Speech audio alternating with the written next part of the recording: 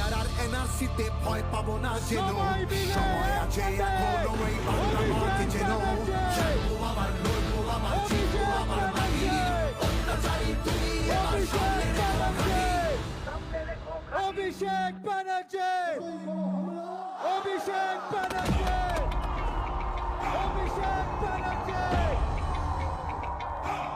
AB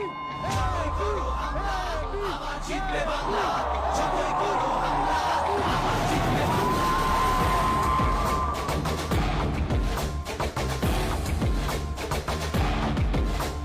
যতই করো হামলা আবার জিতবে বাংলা যতই করো হামলা আবার জিতবে বাংলা আমরা হাঁটি নতুন পথে সামনে নতুন দিশা হারবে এবার ভোরের কাছে তোমার অমানিসা ভাগ করেছো ধর্ম দিয়ে ভাষার অপমানে লড়াই হলে জবাব দিতে এই বাংলাও জানে ঝড়ের মুখেও থাকবে খোলা উন্নয়নের জানলা যতই করো হামলা আবার জিতবে বাংলা যতই করো হামলা আবার জিতবে বাংলা অভিষেক ব্যানার্জি অভিষেক ব্যানার্জি আবার জিতবে বাংলা অভিষেক ব্যানার্জি অভিষেক ব্যানার্জি আবার জিতবে বাংলা ডিজিটাল যোদ্ধারা নেতাজিয়া রবি ঠাকুর থেকেছে নেই ভিটে আমাদের সবার সুযোগ প্রিয় ছাড়োনি তাই তাদের আমাদের প্রিয় আঘাতে নেতা আলো দেখায় যে বাংলার শিল্প সংস্কৃতি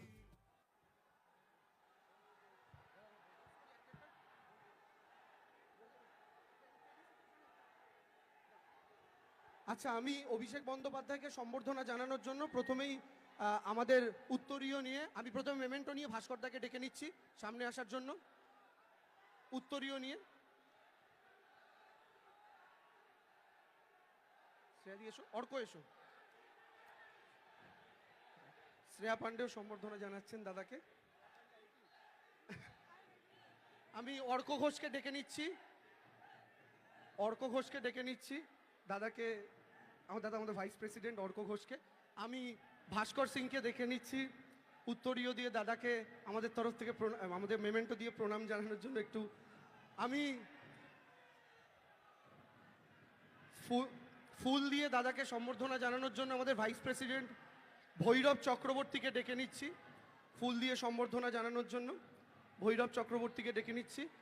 এবং সুন্দর একটি ফটো ফ্রেম দিয়ে দাদাকে সম্বর্ধনা জানানোর জন্য আমাদের দুই ভাইস প্রেসিডেন্ট রিয়াজ উদ্দিন এবং শুভরাজ সরকার দুজনকে ডেকে নিচ্ছি।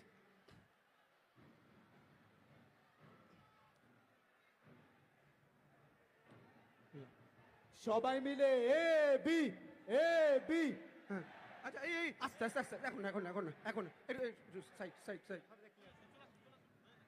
এবং দাদা, পশ্চিমবাংলার সমস্ত সোশ্যাল মিডিয়া কর্মীর তরফ থেকে উই অল লাভ ইউ দাদা, we all love you, we all love you.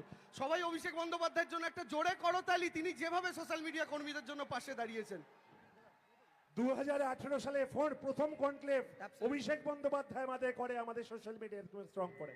আমরা অনুরোধ করছি আমাদের প্রিয় নেতা অভিষেক বন্দ্যোপাধ্যায়কে তার মূল্যবান বক্তব্য